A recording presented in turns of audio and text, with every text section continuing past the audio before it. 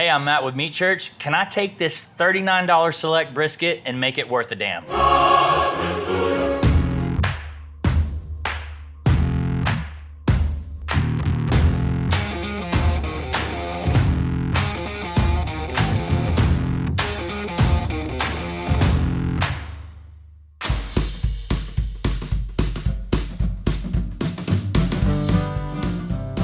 Well, we've taken that brisket out of the cryovac and we've trimmed it down. We have brisket trim videos on this channel.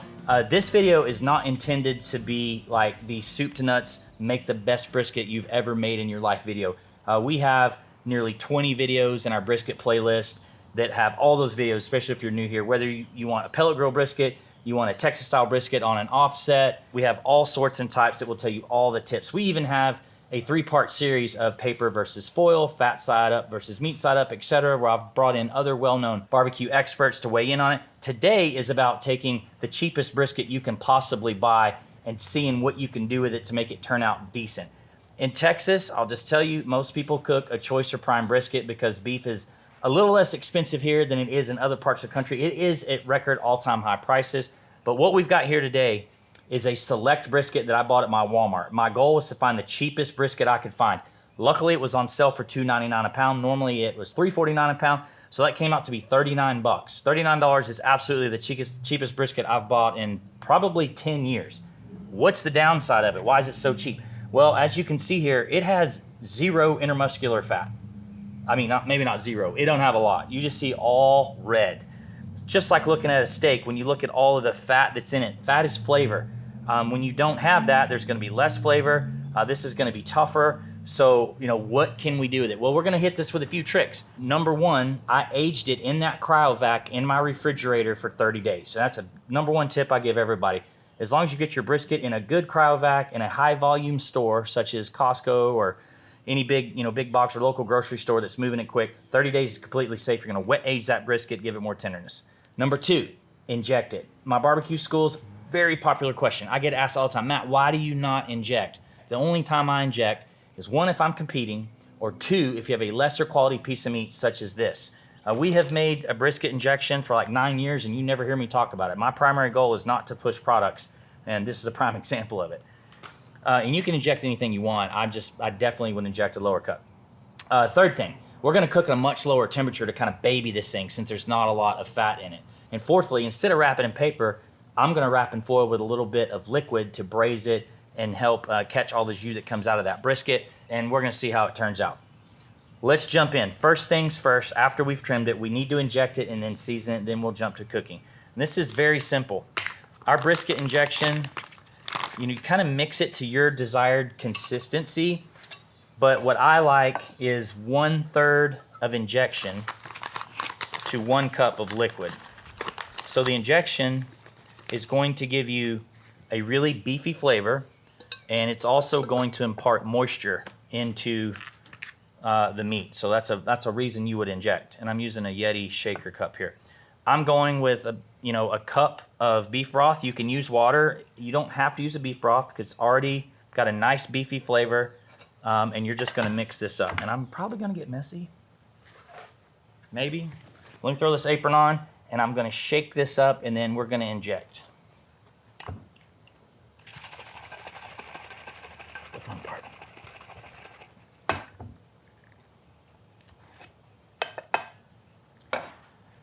I just use a cheap old injector that I get with my injectables at Thanksgiving, so this is free, honestly, but you can use all sorts of injectors. You can go to like Tractor Supply and get veterinary type needles, whatever you like. You can use a CHOPS injector with 4 needles if you're doing a whole bunch, but for one, I'm a simple man. All I'm gonna do is I'm gonna inject in a 1-inch grid pattern, and that's it. And I would also like to inject kind of with the grain, so I'm just gonna spin this to see that the grain is running this direction. I'm going to push the needle in, push a little injection, and put an apron on because of that. They could squirt out on you. So every inch or so, I'm not actually gonna put a binder on this because there will be so much liquid from this injection on the meat that I'm just going without it today, but if you wanna use a binder, you could.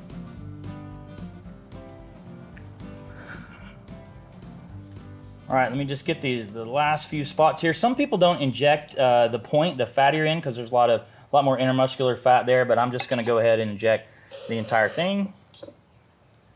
You can also use any leftover injection in your wrap if you're wrapping. So if you had more, you can do that, or you can obviously make some more up if you like. So I'm just gonna kind of rub this excess on here. I told you it would squirt, as you see.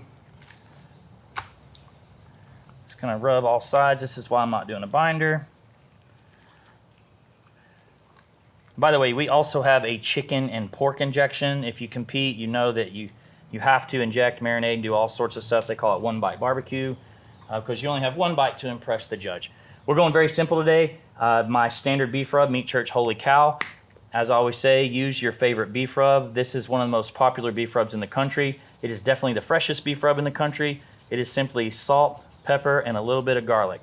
Just a touch of paprika for color only, but so it's definitely an SPG. Get the edges. All right, I'm just gonna pat it in. I'm gonna flip it over, repeat the process on the other side, and then I am going to give this at least 15 minutes to adhere. I always say at least 15 minutes up to overnight. No problem with you guys doing this the night before. It's really early today. My goal is to get this cooked and eat it tonight. So after I cook this brisket, we're only gonna give it a minimal rest. I'm not gonna rest it as long as I would like because we wanna keep this real for video purposes. So it's early in the morning here. We're throwing this on. We're gonna smoke it all day and hopefully be able to get it done and rested so that we can try it this evening before my video crew leaves. Otherwise, I'm gonna have to finish this video on an iPhone. All right, I'm gonna let that adhere. While that is adhering, let's talk about the cooking process just a little bit. So I'm cooking on a mill scale 94-gallon offset with post oak. Cook on what you got. You can do this on whatever you want. I'm just going really simple on an offset. Other great woods, hickory, mesquite, pecan, all choices that would be great. I love to use post oak or hickory are my favorite, so that's what I'm going with. Normally, in my long brisket videos, I like to put a brisket on for a couple hours at 200, then I bump up to 250 for the majority of the cook, and I crank it at the end to render out the last of those fats. In this case, my thought process is less intermuscular fat, so I want to kind of baby this brisket. So we're going to go in at 225 all the way to the wrap stage.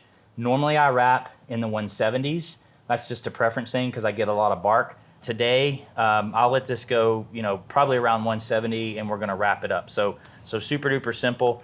You know what? Actually, I'm just going to go ahead and throw this in because it's nice and wet from all the injections, so the seasoning is really adhered.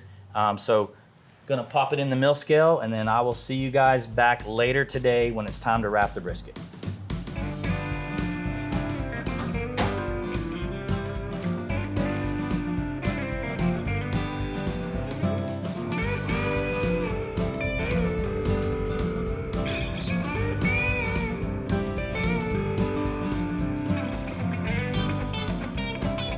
The brisket's been cooking several hours. I'm gonna temp it and see if it's time to wrap. Looks really pretty. In the flat, we're 171. So I normally wrap my briskets in the 170s to get nice bark development. It would be okay if you wrapped it a little bit quicker based on what we're doing with this lesser cut of meat. But here's what it looks like at 171. And what I'm gonna do is put it in a pan. My traditional brisket recipes are wrapped in butcher paper, but those are typically choice or prime briskets. So with less intermuscular fat, I'm gonna put this in a pan and foil it so as we continue to cook and the fat renders, all of that jus that comes out of the brisket will be captured in this pan. I'm also gonna put about 1 cup of beef broth in it. So yes, we will be braising a little bit, but that's just another tip to take this inexpensive brisket to something that's nice and juicy. Foil it up here, heavy duty aluminum foil. Doesn't matter if it's shiny side out or dull side, that's an old wives' tale. So now I've been running 225 the entire cook. I'm actually going to bump the temperature up on my mill scale for the rest of the cook. Let me slide this back in.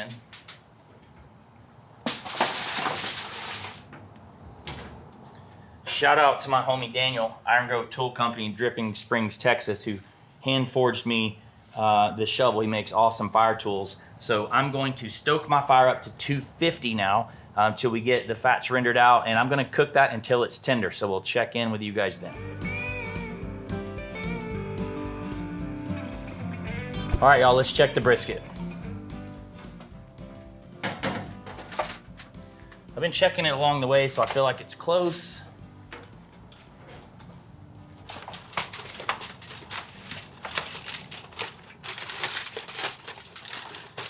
So the pan has caught a lot of juice or au jus, which is good.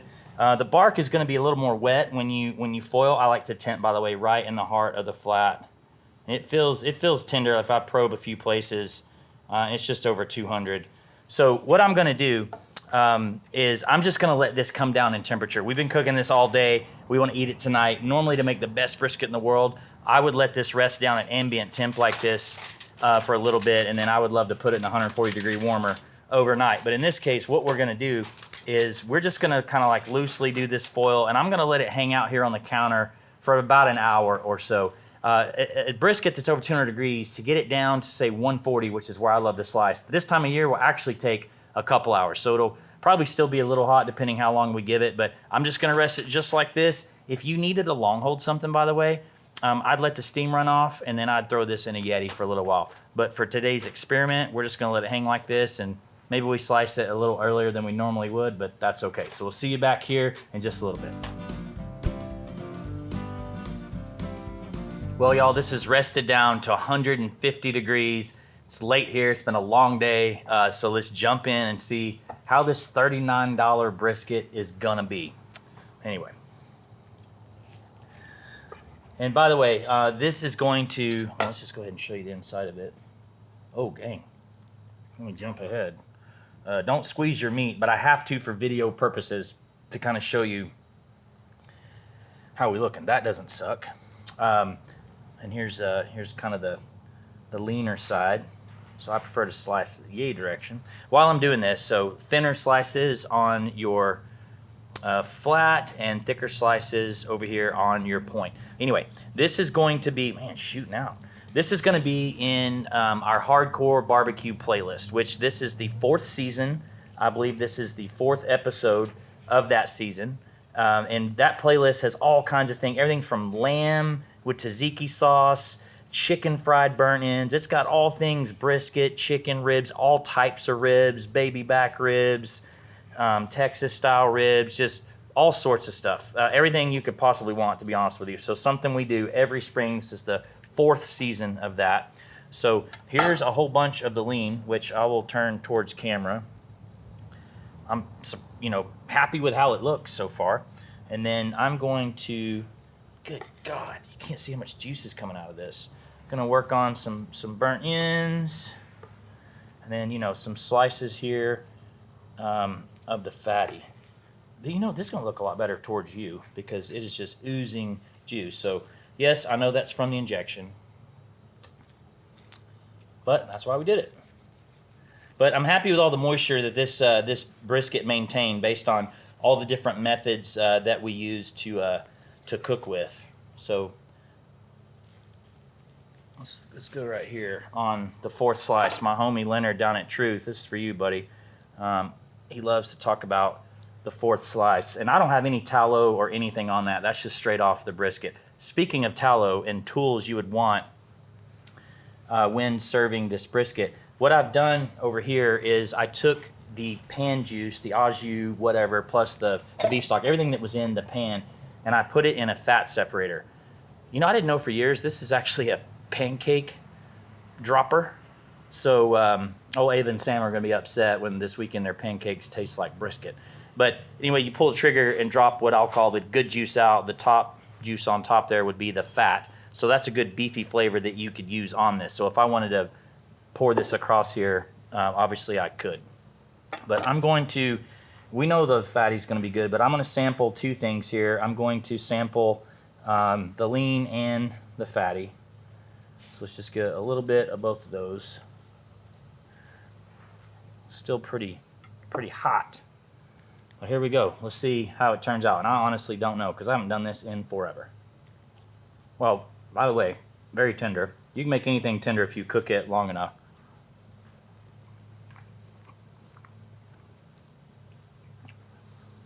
I'm actually shocked how good that is. And I don't need to sell you anything. Like I said at the beginning of the video, you definitely pick up a beefier flavor with the injection. But even though that sucker had like no intermuscular fat, big tip, as long as you cook something to tender, so probe tender, it's gonna be tender in a good bite. So I'm pleasantly surprised with how good that is, to be quite honest with you, because I don't go buy select briskets.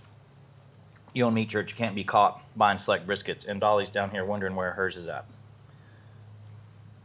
There you go. All right, let's get over here on the fatty. When I order barbecue, when I order brisket, this is what I'm ordering. It's definitely my preference, so let's jump into that. I mean, insanely tender. You could gum that. I ain't mad at that at all. She eats first, so my bad. I'm waiting. That is really good. And then if we go over here to the burnt ends, we obviously know if those two are good, that is not gonna suck at all. I'm gonna tell y'all, I'm pretty surprised. This is better than I thought it would be. Coming from a guy who works with amazing ranchers and great beef partners, and is used to eating really good beef, I'm surprised at how good this is. I know a bunch of y'all are gonna jump in the comments and say you can't find a brisket for 39 bucks. Well, I did at my local Walmart. So this was a real test. We don't normally do experimental videos. That's not my game. I'm here to teach you with my experience. And this was shockingly quite good. So check out our Hardcore Barbecue playlist. At the end of the video, we'll have a card that can drop you right there. We can see all 25 videos in there. If you have suggestions for things that you want to see, drop them down in the comments. Please make sure you like and subscribe. Your subscriptions are how we keep delivering these free, no commercial videos for you guys week after week. So thanks for being here, and I'll see y'all next week.